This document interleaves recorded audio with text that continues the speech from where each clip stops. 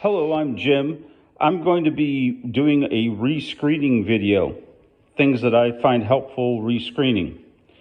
Anyway, going to talk about a couple of different things. One, before you get they have a good thing at Home Depot with a whole rescreening kit, but the thing you need to do is measure the screen that you're going to rescreen first before you start buying stuff. So, for instance, the screens that I bought were 36 inches, where if you bought the 48-inch pack, you can do a lot more screens. So, this kit from Home Depot comes with a bunch of stuff, but it has a roll of screen where if you do the screen, it doesn't fit all the way across. So that means you're going to have a lot of waste. This screen, which I bought, which is anti-pet screen, comes on a roll 48 by 84 inches.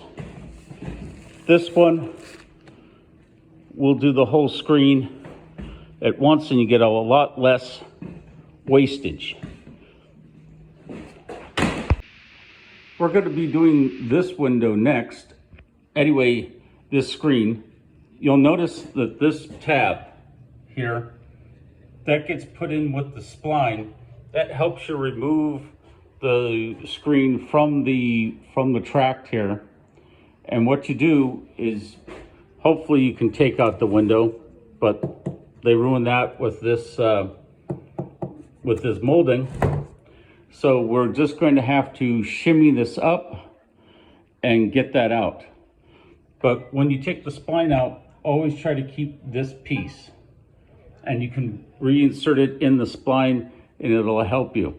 Always keep the spare, say you do have some trimmed pieces, keep those trimmed pieces, because one of the trimmed pieces that I kept now does this screen. Main thing is to do as much screen as you can without wastage of the screen, because you don't want to keep going to the store and buying rolls and rolls and rolls of the screen. This thin screen is easier to put in. So the thinner the screen, the easier to put in. I bought pet resistant thick screen. Here's one of them.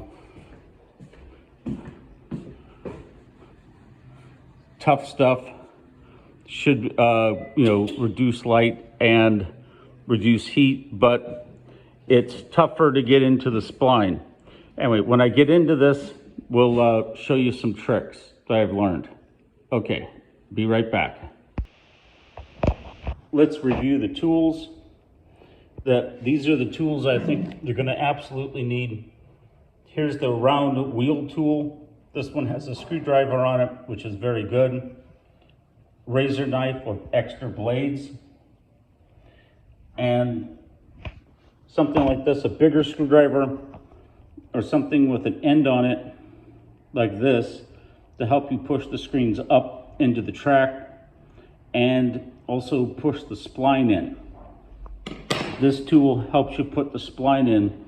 I noticed that the screwdriver helped me push the spline into the tract with the heavy screening.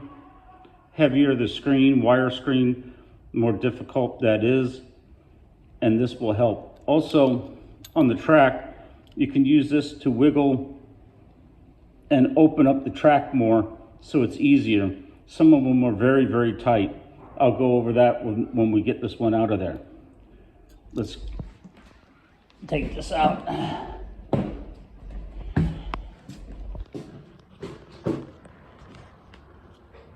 So all you do is push up, make sure you don't lose it, wiggle, wiggle, wiggle, wiggle. Try to take it easy on these corners, because if they separate, then you have to push them back in.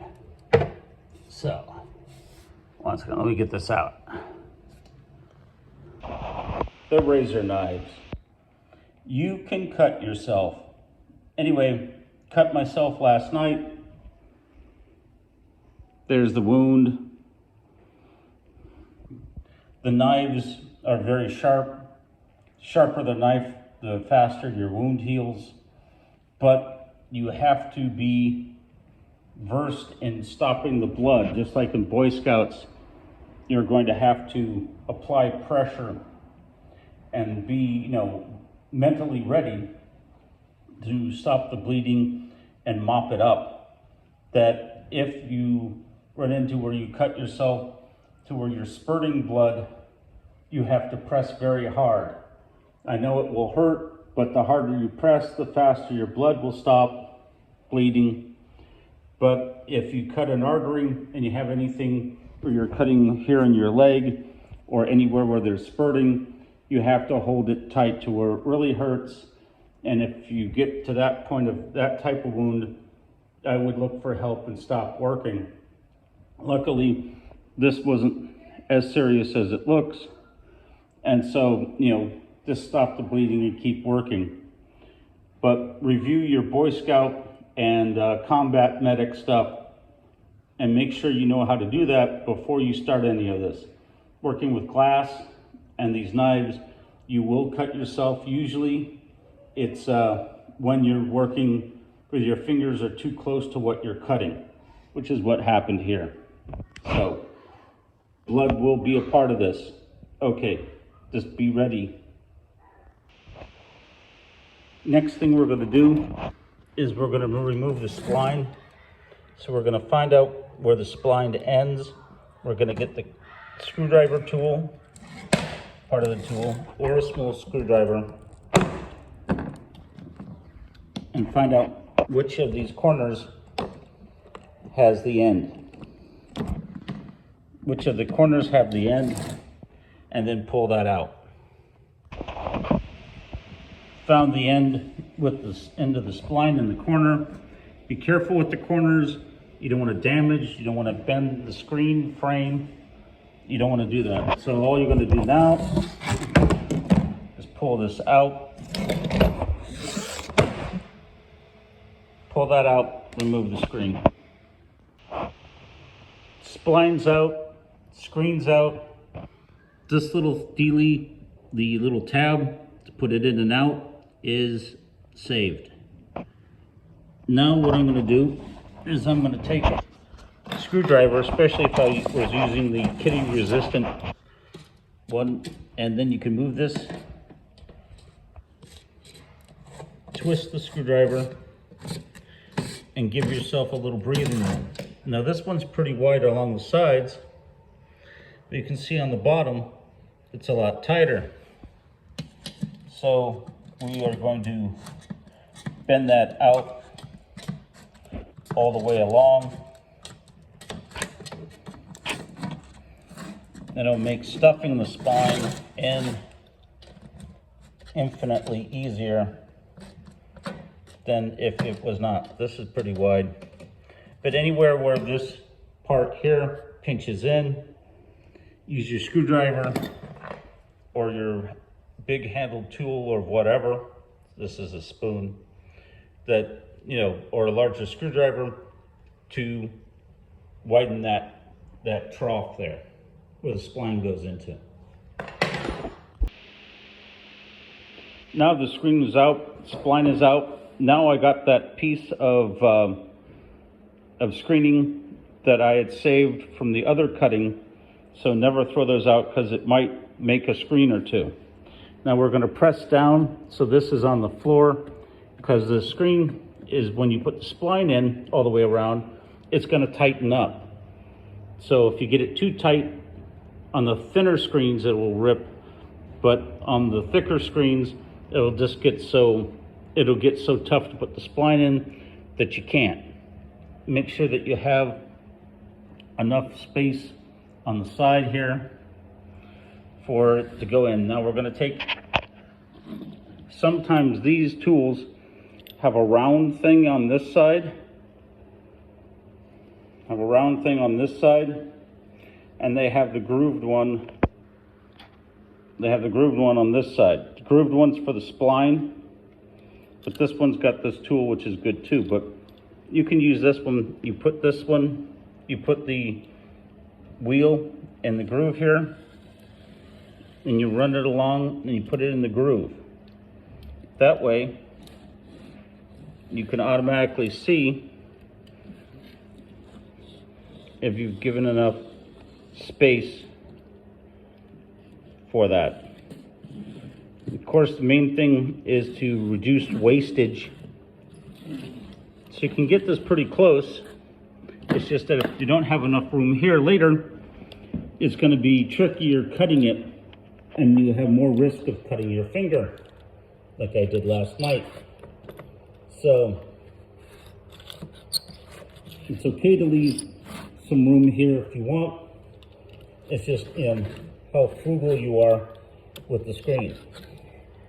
Now that's in there, and you can see that this has tightened up and is now actually sitting off the floor now. So, but you can pat that down, maybe ease it a bit for when you put in the spline. So we're using the old spline. So now we just line that up with the groove.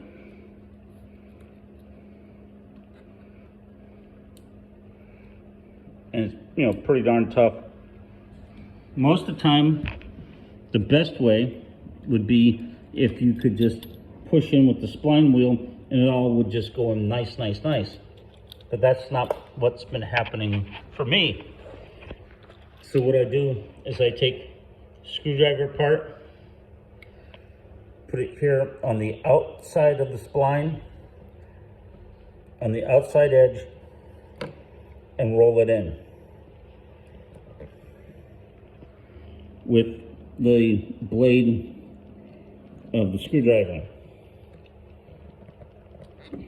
So not on the edge that is facing the window part, because this thing, which I'm going to show you in a minute, gets out of control, and then it will go across this and rip your screen, and then you're cutting more screen.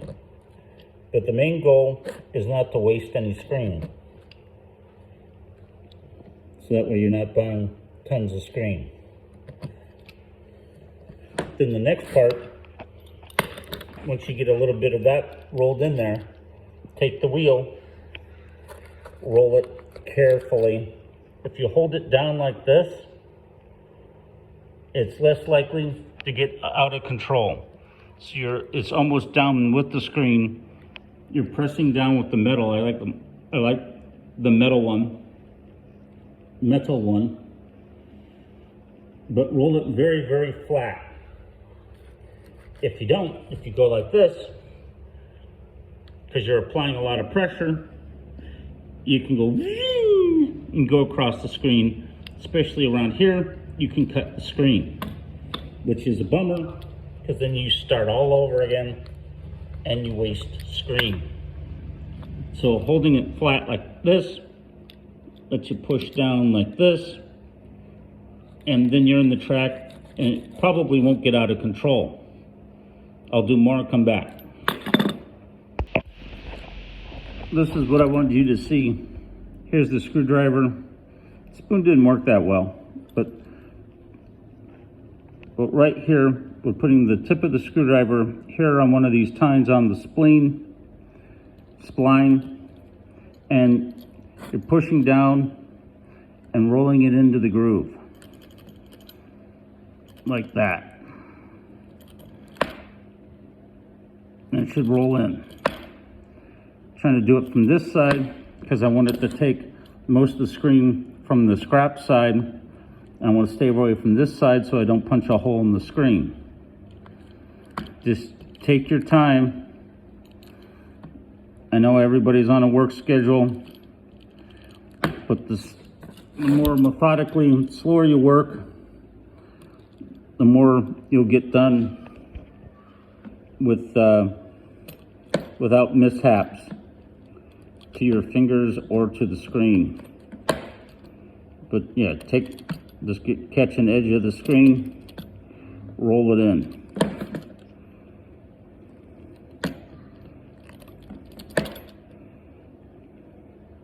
And of course, widening the track beforehand helps a lot.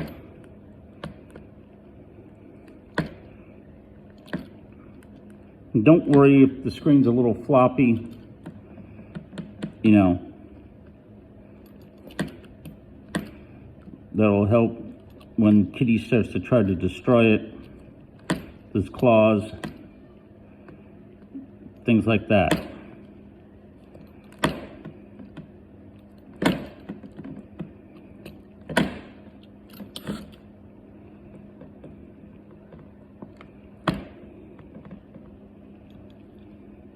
You see I'm taking it from the edge there, not on this side, but on this side of the spline, and rolling it into the track. Then I'm coming back through there, holding it level with that, pushing it down. You'll feel the bumps go into it. And then that spline is now deeply in the track, and the screen's getting tighter and tighter. Okay. Hi, I wanted to show a little more of this. As you notice, I'm taking the screwdriver on this side of the spline, so I'm on the spline that's sort of near the edge side. I'm going to roll it in. So cock the screwdriver just a little bit, catch one of the ridges in the spline, roll it in. And it should roll in nicely. And you'll tend to use more on this side of the screen than on this side because you don't want it to get too taut. So you can see this is the top, so I'm going to put it right about here. That's right, just put a frigging hole in the screen. You just do that and roll in.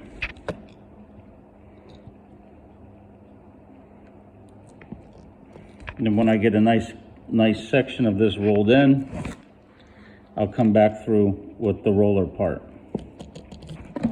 Just be patient. When you get impatient,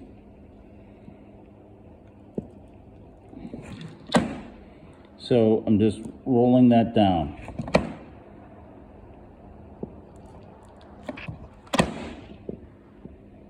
Okay, I'm now at the bottom of the screen. I'm going to put this little tab thing back into the track here.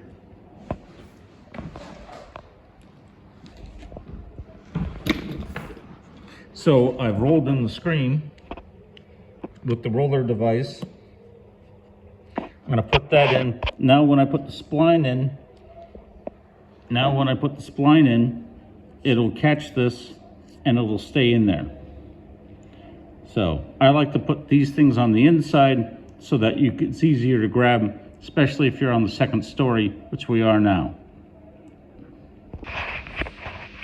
Wanted to show you rolling in the spline with the tab in.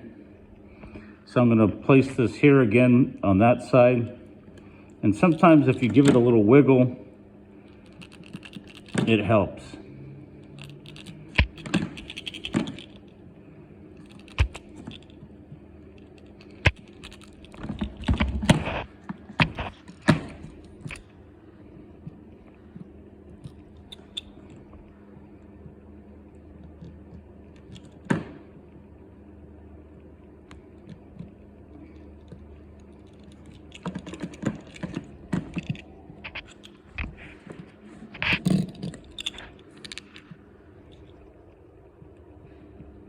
But the goal is to get the spline in and get this in the track, so that way when you pull up on the tab, it helps you pull out the screen. There it goes in. And just roll it in. Put it right there, roll it in.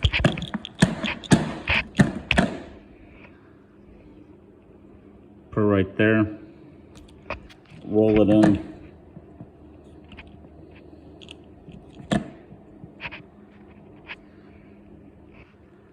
get in the right position. And then if you rock it back and forth, jiggle it a little, usually it helps.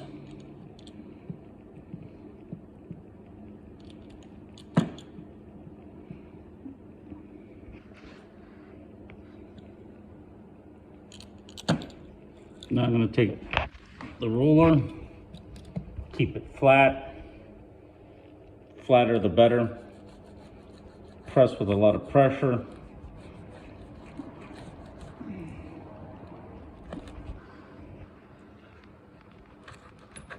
Roll it into the groove.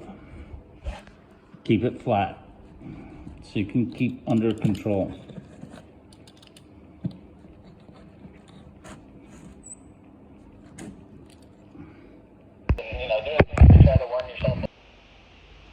So now we're at the cutting stage. The screen is in, the spline is all down, and here's the knife. Now take the knife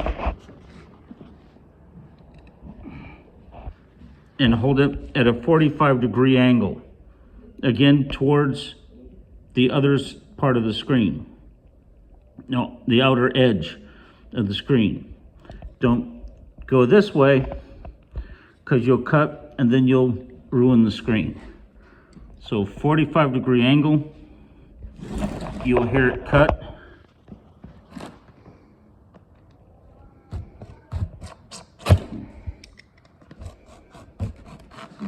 See, it's very easy to slip with the knife and then you've cut yourself. 45-degree angle, cut towards there. Try to keep your fingers out. See, it slipped again because it's kind of harder without this. And then pull away, then you can come back. Now the less room you have here, like here, see how little room I have? If you were to hold that with your fingers, very high chance that you'd cut yourself. So just cut it, then have the knife at a 45-degree angle towards this. And I wouldn't even touch that with your fingers until you've cut it and your fingers are away. Again with the knife, if you're holding the screen, hold the screen up here, cut down here. So that way if you miss with the knife, it'll be away from your fingers. So the knife, your hand is always above the knife. Your hand is up here, you're cutting down here. So don't have your hand here. So when you're cutting down, your hand can't, if it slips away and the knife swings out, your hand gets cut. So, okay, the screen is complete. Little tabs there to help us put it in. I'm gonna put it out the window. Make sure you don't drop it out the window, so you gotta go retrieve it. I'm gonna put it all the way up in the track and then bring it in, and this will help immensely. So make sure you keep that. Again, let's review the things to stop the bleeding. If you're bleeding, take your shirt or a clean towel or something, press down hard. It's okay if it hurts, but you press, and then that will stop the bleeding. You may have to do that several times or for like 5 to 10 minutes. Just keep going at it and keep mopping up the blood. And then, of course, wash your hands or hydrogen peroxide. Okay, good luck with your screening thing. Don't get cut.